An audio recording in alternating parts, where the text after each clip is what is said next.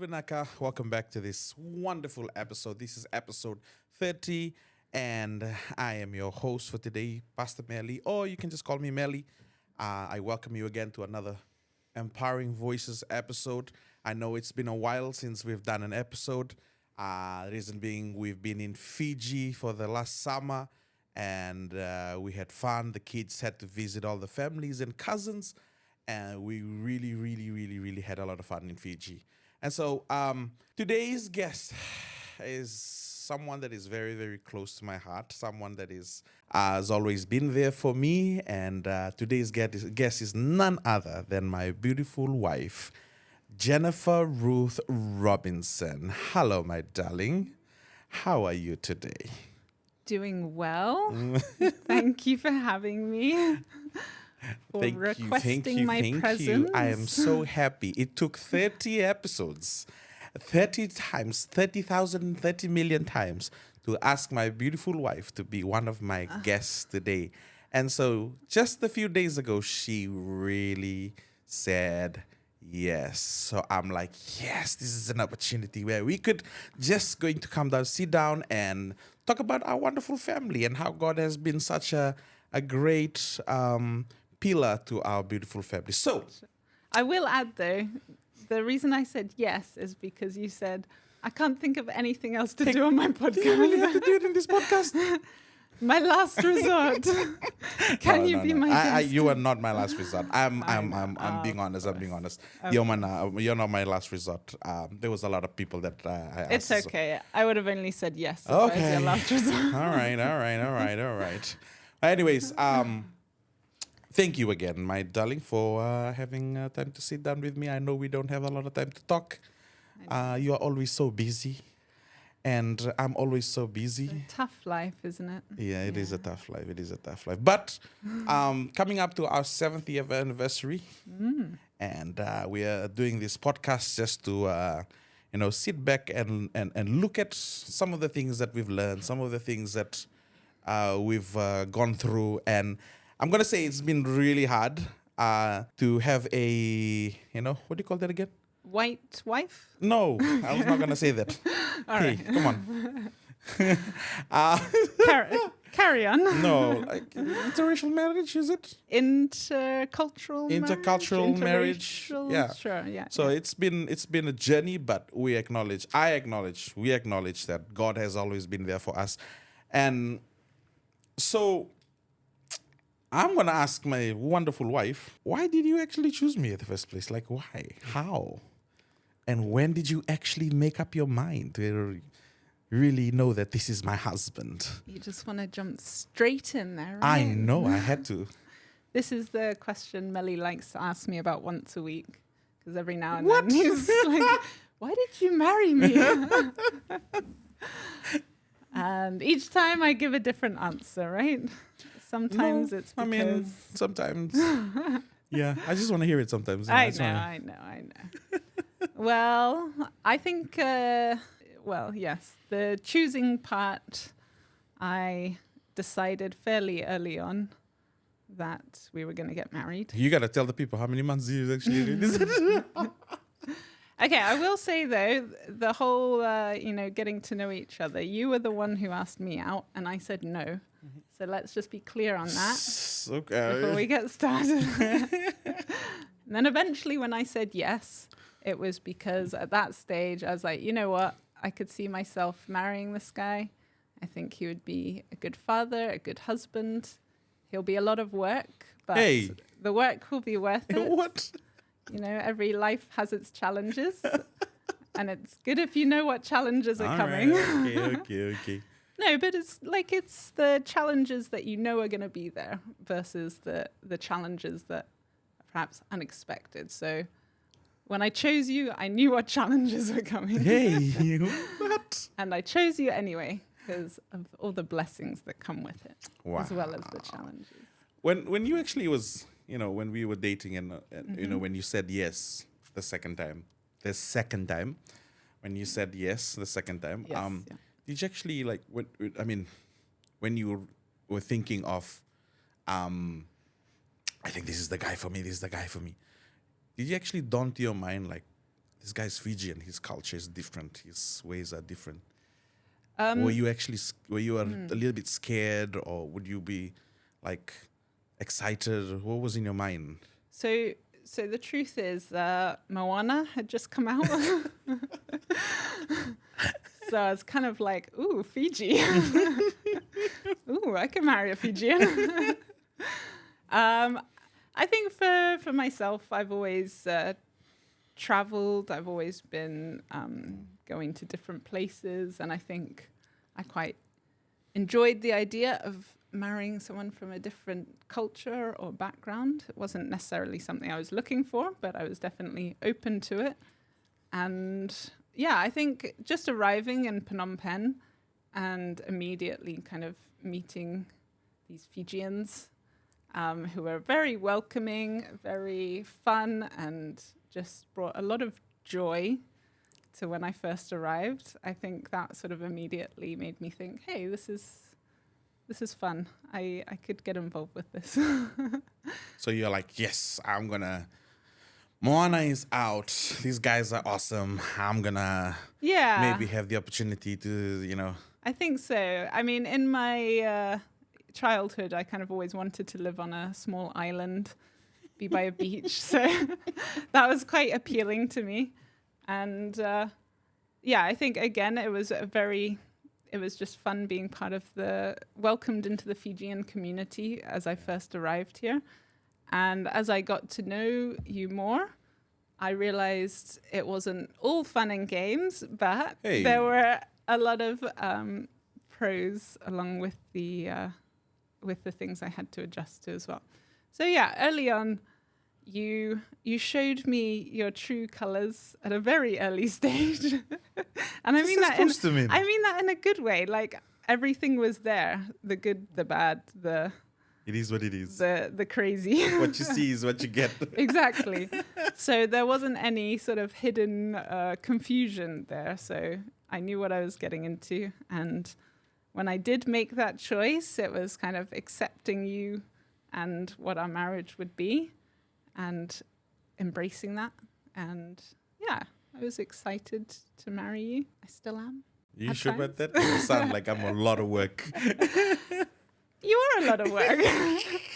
But again, it's a work that I've signed up to and I enjoy.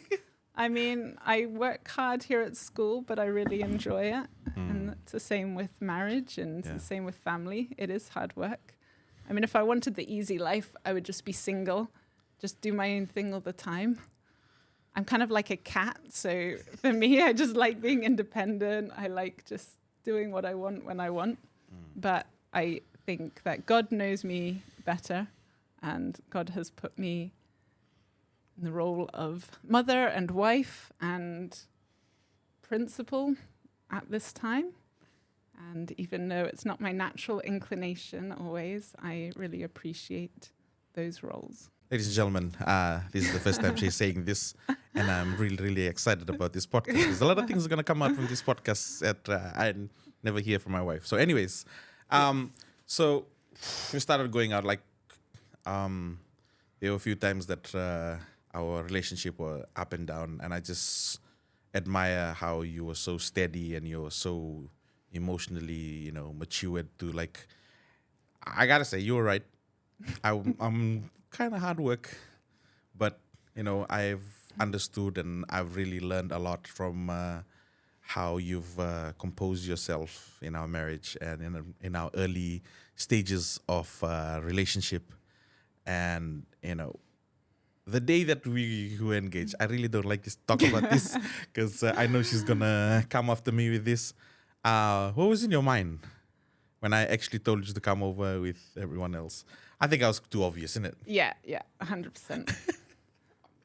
I was at work that day and I was like, Millie's gonna propose in front of everyone. So I was telling my friends that they had to come and give me moral support. And a few weeks before, I'd been like, I told my friends, I was like, can you subtly hint to Melly that I don't want a proposal in front of everyone? But he ignored those very subtle hints and went ahead anyway. And I think that's more of your cultural thing, like the way you get engaged in Fiji is very public. Yeah, but correct? it's just weird. And I've Different. never done it before. Well, I've never done it ever. not that many That people do many it people. frequently. Yeah, exactly. But the fact that I just didn't know what to say. Yeah, that was I funny. freaked out. Like I just stood up and I'm like, this is it. Oh yeah, I still remember you said like, I've lived my life. I've lived my life. I'm done. I'm done. I feel like I'm gonna die after this. Yeah. And me with my very verbal and expressive response said, okay. And that was it. I actually, ladies and gentlemen, I freaked out. I didn't know what to say. I regretted that doing it in front of everybody. I wanted to show everybody that I have a really beautiful wife, and I wanted to show everybody that I was going to propose in front of the whole Fijian community here in Cambodia. And it turned out to be a big fireback. So I don't like to watch that proposal video. That's right. It provides us entertainment once a year when the video pops up on Facebook, and we can all have a good laugh about it. But yeah, it took me 3 months to have the ring. Not to have the ring, that the ring was with me. Took me 3 months to gather myself together. And I'm like, am I really going to marry this woman? Am I going to really marry this woman? But I'm glad that I married you. And That I forced you into? yes, you kind of forced me into it, but not really. I'm glad that I married you then. And it's been, this year is going to be 7 years, isn't it? 22nd of December. Yes. We will be married. 7 years. 7 years. Yes. Wow. And we have 2 beautiful kids, Ellie and Adira. And, one thing I got to say, after you married me and getting to know my culture, how's it like for you? What's your, I want to hear it from you. I got to be real as it is. Do you mean how do I enjoy Fijian culture? Yeah, how do you enjoy it? What's the best things and the crazy things about Fijian culture? I really love the banter. Just the way you guys kind of insult each other and you're always laughing and giggling. I don't always understand what's going on. My Fijian isn't the best, but usually when I hear a name and I hear laughter, I know that you're making fun of someone. And sometimes I can chip in occasionally if I understand enough of what's going on. Yeah.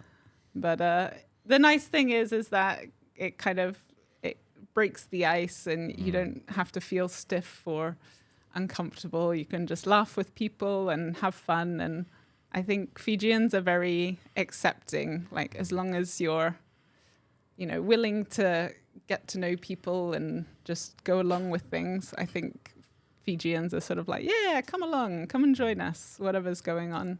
And that's always been a nice part of the culture. There are other challenges. Like, I think sometimes I find it hard when you guys sit around for hours just eating and drinking tea. And I'm like, let's go do stuff. So I think, maybe I'm used to a slightly more fast-paced lifestyle at times. But it's okay. The nice thing is that you let me do my own thing and you're not someone that pushes me into doing things that force me to be uncomfortable or something. So I always feel comfortable that if you guys are hanging out and chatting, I'm just like, okay, I'm going to go off and chill out over here. And it's nice. It's comfortable these days. Yeah. All right. Good. So, babe, it's 7 years. And in these 7 years, what's one thing that you really have learned from our marriage? I think the only reason we've made it through is because we trust that God brought us together and that God will remain faithful in our relationship. And I think because we have that knowledge that whenever we do have those fights or those moments of, we can always come back to that truth. And another factor is that, when we do fight, there's always the time afterwards where we try and understand each other, where we admit where we were wrong and try and move forward. You know, there's some things that we'll fight about probably for the rest of our lives, but I think we understand each other more now, and the way we communicate and the way we I think we know we're in this for good. So there's not that sort of like, you know, feeling of like, if I do something wrong, he's going to leave or she's going to leave or something. And I think just having that understanding of like, you know, we're doing this for the long run. So it's a marathon. It's not something that we have to solve every problem or bring up every issue that arises. But, you know, sometimes it's letting go of those small things that annoy each other and just choosing to enjoy our marriage rather than making it a trial. It was a trial. I mean, there was a time in our marriage where like every day was like, oh no, are we going to fight again? And that was hard work. Yeah. And I think it was only once we got past that and started realizing that actually we fell in love because we like to have fun with each other. We like to make fun of each other. We like to joke around, do fun things. And so we have to keep that sort of a relationship rather than getting annoyed at each other over every little offense or every small thing that we do. Yeah, I think, you know, starting off with our marriage, that 6 months for me was the hardest 6 months because, you know, coming from a Fijian culture where you are very dominant and you're always, you know, man. As a man, you know, Right. dominant, and this is what I want to do, this is what I got to do. And the fact that you always wanted us to come together as a, you know, as a couple and, you know, talk about things. And shout out to Pastor Jonathan Trotter? Trotter. Pastor Jonathan Trotter. He was here last week. And Was he? Yeah, he was here. I Aw. forgot to tell you that he was here last week, and he sent his love to you, and Nice. the family sent his love. Great man of God. He took us in after 6 months of our marriage, and we had you know, a marriage counseling. That marriage counseling, I think, was a turning point for me too, because one thing that he said was, you know, how God is in the center, and we are both drawing closer to God. And when we draw closer to God, we bring our ego, we bring our, you know, our all of the things that our packages, and sometimes we got to let go so that we could keep drawing closer to God. And that actually really gave a light bulb. And I'm like, okay, I think I need to start changing the perspectives of how I do things, because she is not Fijian and I am not English. And I need to start reading some books and learn about how things. Come on, man! I read books. What are you laughing at? Yeah. Hey, I mean, some books, some interesting books. Sure. Yeah, sure. But the Bible, yeah. But anyways, yeah. But I think that was a turning point for me. 6 months. 6 months was half. Do you think so?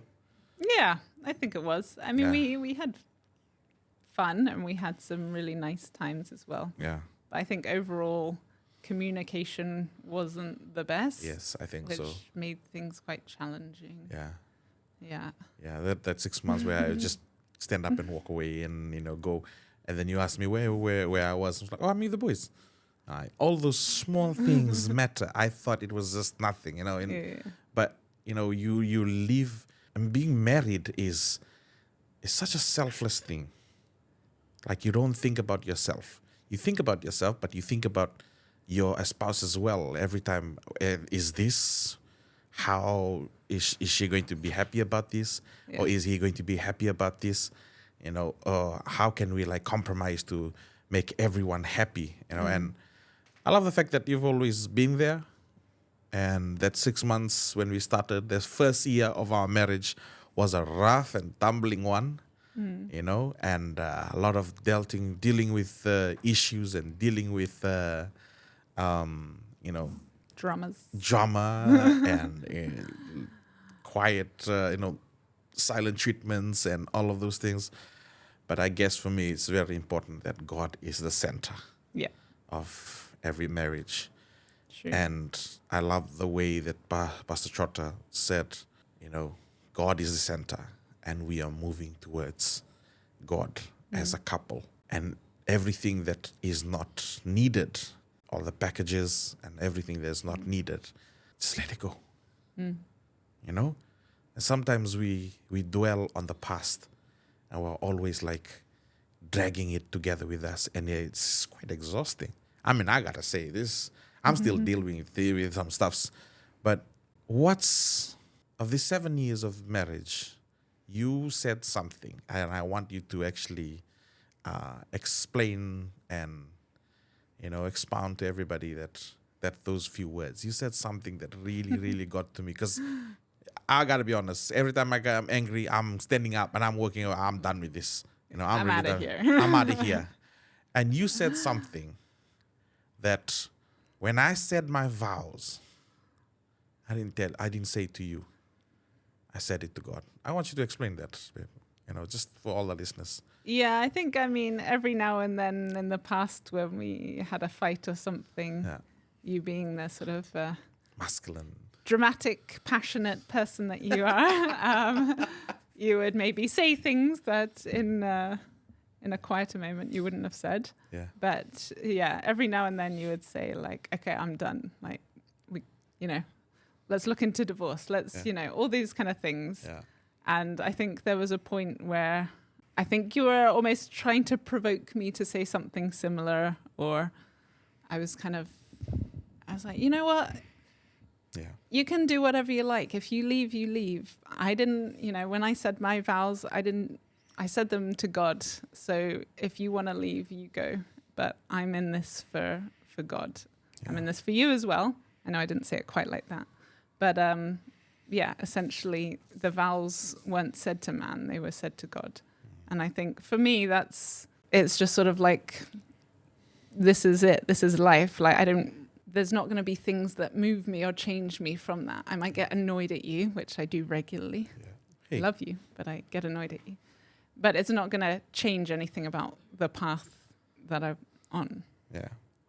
When we signed up to marriage, for me, that was it. It's like, okay, we don't have to think about this. This isn't something that we'll have to change our mind about later, or whenever we get upset, we're going to, be like, oh, it's not going to work. Like, this is it now. And so I think I wanted to make the point to you as well, like, stop being so dramatic all the time. We're doing this. I don't know. I'm just such a passionate person. Like Fijians are, they are very passionate people. I know. And you like to get reactions, let's face it. This is part of it as well, Yeah. But I think when you said that, I'm like, oh, it is true. Everything that you bind here shall be bound in heaven. Everything that you lose here shall be loosed in heaven. And when you said that, I was like, oh, okay. I think I need to rethink the words that come out of my mouth now, and start, sucking it up and be a man, and I need to turn around and stop being such a baby, and every time something happens, you want to run away. I'm being really honest, to everybody that'll be watching this, your marriage. We're not saying we're the best and perfect couple. We have gone through so much, especially being in intercultural, cross-culture marriage. It's hard. There's been a lot of times that we bump heads. There's been a lot of times that we disagree, and we agree to disagree, or how about our money, the way that we used to spend? What money? What money? We don't have any money. We have God. Yeah. How's our financial? Because that was something about in being married. I think we definitely come from a different culture when it comes to money. Yeah. And that was probably one of the challenges. Yeah. Again, when we first got married, there was a little surprise. And so that was something that I had to adjust to. I think Melly is very generous and comes from a culture where, things are shared, and if someone has money, they give money. If someone doesn't have money, they ask for money. And, things just sort of get passed around. So it's a very kind of communal culture, isn't it? Where you just like help each other out if you need something. And if you don't have money one day, okay, I'll just go to someone's house and eat breakfast there. Whereas, from a more Western mindset, we're more about planning and saving and investing and kind of a bit more of a structured financial plan. So I think I've learned where to be generous and to give, but I think maybe you've also learned some strategies for saving, or at least understanding that I'm a better saver, so give me your money. And then you don't have to worry about it. But what do you think, Melly? I think when we started, like, because we've always had this miscommunication where you will have the money and I keep asking because I would use all the money for I will use all the money for food and for utilities, and then I just don't have any money, so I gotta ask your money. And then after that we are like and I keep asking you money. Sometimes I really don't want to ask you any money because I feel bad asking you money. But when we came together and we had these joint accounts and we put all the money for food, all the money for, and we started, managing, budgeting the money out from there. I think that kind of helped out on,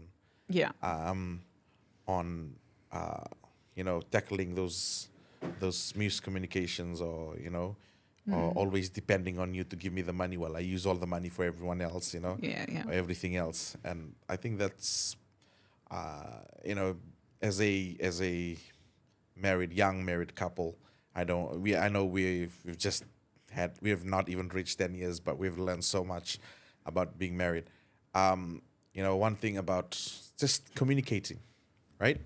Just communicating on where you're going to use this money and how you're going to use this money, or putting a joint account where you both can see where the money is going in and out. It's just looking out for each other all the time, and not accusing or assuming that person has got you, or accusing that person is using too much money. I mean, I use money, but at the same time, it's one of those things where you have to be on the same team, otherwise you're always fighting. And if you can get on board, even if you're not always in agreement, and just realize, you know what, it's better to let go of some things and still be on the same team rather than to hold on to every idea or thought that I thought was right, and to get mad and get annoyed all the time. So it's always, there's an element of sacrifice, and it's not that you have to sacrifice everything, but just being willing to have peace as well as communicating clearly. Agreed. I have a question for you. Yeah. Okay. What has having children taught you? That's a really great question. I mean, I've seen you change a lot since we've had children, so I wonder what you think. When it was just us, I didn't really think of, I just saw relationship. One thing that I've learned from being a father is fatherhood is an anointing. Does that make sense? Yeah. You can be a husband, and that's great, but being a father is different. Because that's where responsibility comes in, and that's where sacrifice come in. When I held Adira for the first time, I'm like, wow. First of all, I'm going to be real with my thoughts. What am I holding? This is not a baby. This looks like an alien. A little half Filipino child. That's what your mum said. And, the sheer amount of love that came after that, I can't explain it. Only people who might have kids have this, to hold their firstborn. And I I held Adira with my hands shaking because I thought I was going to strangle her because my hands are quite big. And in my heart, I was like, wow, I am responsible for this girl's life. Everything about her, I am responsible for her life. So that started making me change things. And one day we had a disagreement, and you said something. You said, do you want the children to grow up and see their father like this, like what I'm seeing right now? Because they always say that, they marry the person that they see every day because they're fond of it. So I was like, wow, that's actually really true. So I started changing my attitude to what I want my kids to see, And because I started changing my attitude towards them, I started changing my attitude towards you as well.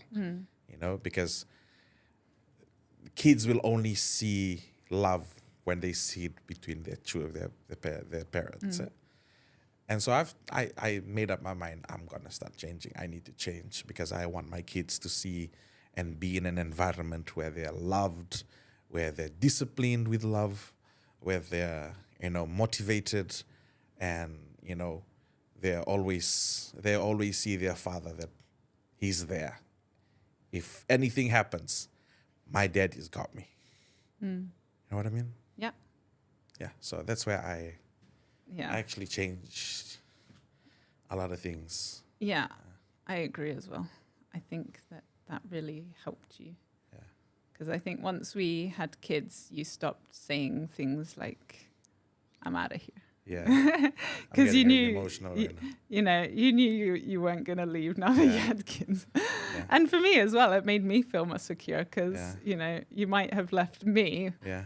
but you wouldn't leave our children. So I think that also helps me always feel like, he Yeah. might say these kind of things, but he's not going to leave. He's not gonna leave. He loves us too much. I just can't do it anymore. Like I can't abandon my family for something else. Like this is the love of the things that I want in my life. This is the only thing that I actually love. And, I don't know about people's life, but I grew up in a very tough environment where, you got to be strong. You don't shed tear. You got to pick it up. You got to work and work and work in the farm and work. Everything that is given to you, you got to pick it up. No questions asked. Let's do it. My father was a really, really hard man. He's really strong. And my brothers, shout out to all my brothers and my sisters. We were just brought up in an environment of being tough, And for that, I thought everything was going to be tough. Like I grew up and I wanted everything to be tough. And I thank God as well for giving me two lovely daughters. If he had given me boys, we're gonna be doing a lot of tough stuff together. And I believe, what they always say, girls always mellow their fathers.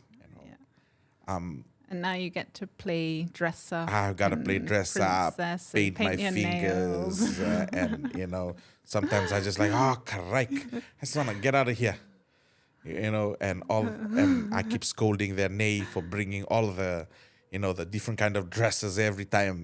Now my house is full of toys, dolls, dresses, and many more princess dresses, and Elsa dresses everywhere. So I'm getting really annoyed with it.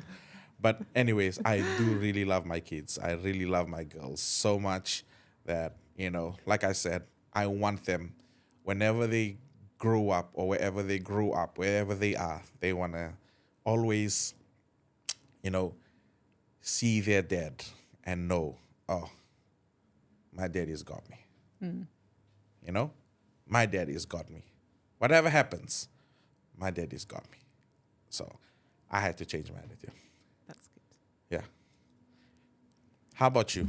What you mean? How motherhood has changed me? Or Yeah. Yeah, I think I just have less time. Huh? Hey. No, I think, I was looking at some videos of me with my cats.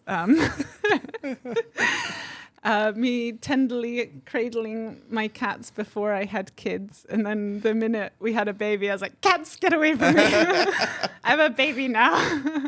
I think motherhood and having children is it just changes your perspective on life, and everything stops just being about your own needs or desires, and you get to do things more for the family. And I think that kind of changes your perspective on other things as well, because you're never just thinking about yourself anymore. You're always thinking about the children, husband, wider family. And I think that's good. It's sometimes hard, but it matures you, and it's something that I've appreciated about growing older, and also, just this stage in life. And the kids are very entertaining as well. They bring a lot of joy. I think before we had kids, we were always talking about, this would be so much fun if we had kids. Or And then when we had kids, you were like, won't it be fun when we have kids on the beach and we can just play? And now we have kids and we're like, okay, kids, go play with them and grandpa. Thank you, oh my grandpa, thank you. Yeah, but it's a lot of fun, and every time we have a family holiday or we can go out and do things together, there's a lot of joy. Yeah. So it's a different stage in life, and it's a good stage. Yeah. Yeah. I think like looking at them right now, growing up and seeing them memorizing all those Bible verses and having fun to just such an amazing thing to raise kids in an environment of love, in an environment of Christ-centered, and always, putting God first, and always putting, making him the center of everything. And whenever we would go somewhere, we would enjoy our lives because, God has always been there for us. That being said, how was the holiday in Fiji? Well, there were lots of fun parts, and I really enjoyed the time. I think that it was really nice to just have time where the girls could get in touch with their roots and be part of their family, and just watching them run around and playing and just being with all their cousins and aunties and uncles. That was very, very sweet and very nice to sort of have that time together. Yeah, there's always such a blessing about being with family. And I think we haven't been to I haven't been to Fiji since we got married. So it was really nice just to sort of be there and be a bit more relaxed and not quite so intense with the wedding. And just kind of chilling out with the family, getting to know them a bit more, and just kind of enjoying the time. And I really love the island. I love snorkeling. I love the sharks. Yeah. So I think there were a lot of great things about that holiday. Yeah. There are some things that are hard. Again, like you kind of get very busy and start running all over town, and sometimes me and the girls are kind of left at home. Okay, what should we do? Or some Netflix or something. Yeah, exactly. So, I just have to realize that's what happens when we go to Fiji. But we still have a lot of fun together. Yeah. Well, just before we end today, babe, to all those families that are, new families and multicultural, families that are out there and they're going through their process, what would be the best advice as a Christian, as a mother or as a wife, would you give to them? Okay. I think firstly, seek God, and don't just seek him in the way that is like, God, I know I'm right. Can you make sure my husband realizes I'm That's right true. too? Hey, that's really Because true. that's Yeah, sometimes what we're saying is like, God, I know that I'm right. So it's more like, okay, help me to see things from his perspective. And I think whenever I pray that prayer, like when we're in the middle of a fight, I just calm down because I'm like, you know what? He's got something going on that I don't fully understand right now, but it's, you know, it's making him act this way. And I just need to take a step back, realize that he's not doing this because he's out to hurt me or that he hates me. It's just he's going through something. And I can't take everything that he says personally. And I think when I take that step back and think about, okay, maybe this is the reason he feels like this. Maybe I should have said this a bit differently. Maybe I should have been more supportive or, you know, all those kind of things. It just gives you that ability to forgive and to, just to be like, okay, God, you know, you can do your work now. I'll let my ego go. So that's one thing. Another thing is to just let go of a lot of these small things, the petty things. Like there's so many things I could just be annoyed at you about on a daily basis. I am a hard work, isn't it? No, it's just being married. Like two very different people are in a situation where they're together all the time and they love each other, but you know, we have such different ways of doing things. So like you can either choose to just be annoyed or you can choose to be like, you know what, those things don't matter too much. Let's focus on the things that really matter and the things that we're working towards.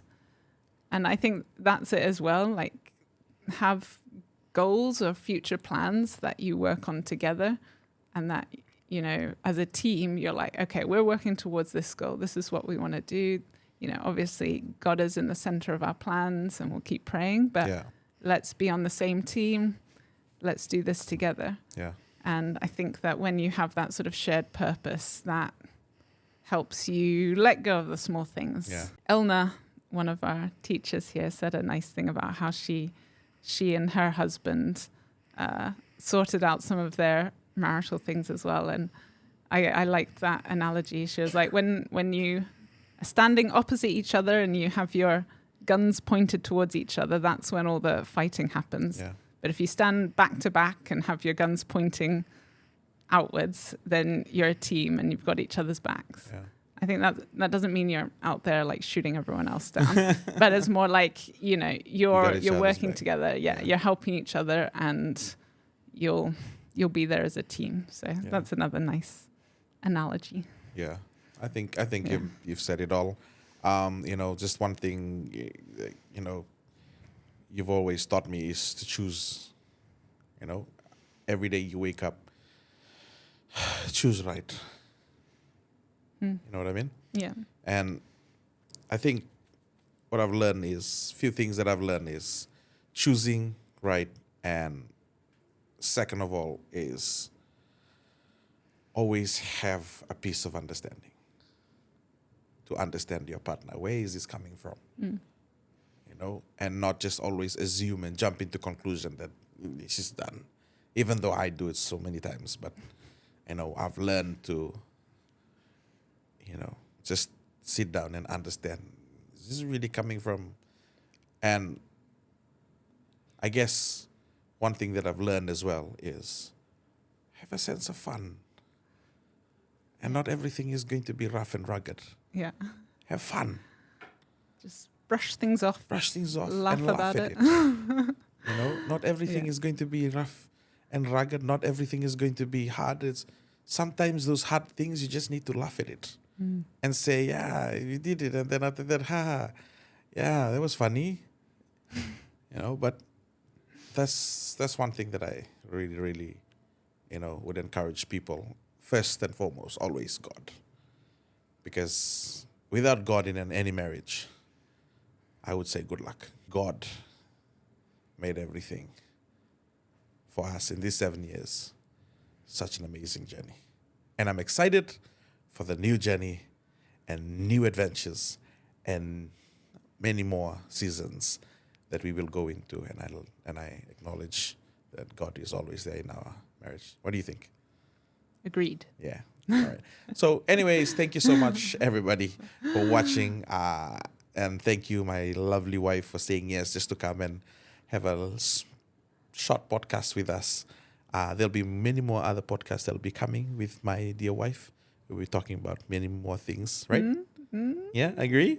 Yeah? No? Yes? Maybe? Do you have any other guests? Anyways, again, thank you so much to Oma and Grandpa for always looking after the kids, and to Nay, and to the Fijian community and Fijian boys here in Cambodia. Thank you to Pastor for hosting us when we came to Fiji, and thank you to Kingdom Ministry and the family for keeping us safe and hosting us in Fiji, and to all my family in Fiji, all our family in America and England and abroad. Thank you so much. Thank you for watching this wonderful podcast. Just before we end today, I'll just ask Jenna just to pray for us before we end our podcast. Sure. Okay, Father God, we thank you for this opportunity, and we just thank you for the way that you have been the source of our joy together, and also just been the center of our relationship. And I just thank you for all of these people who watch this podcast and maybe can be encouraged. And we just thank you for all the work that you're doing in everyone's life, and whatever stage people are at, you're there. You are guiding our paths, and whenever we are struggling, we can just remember that you are the one who is guiding us and giving us that encouragement. And I just want to thank you also for my wonderful husband and my wonderful family. And thank you for all that you've done in our lives. In Jesus' name, amen. Amen. Again, thank you again. Thank you to all the listeners. Thank you to all the people that are going to watch this podcast. Thank you to all the supporters and sponsors. Thank you very much for your support. Without your sponsors and support, there won't be any of these equipments. Again, thank you. This is Empowering Voices. I'm your host. Your testimony matters. Goodbye. Nisama Demanda. Chimreplia. Mode. Mode. Chumriplia. Chimreplia.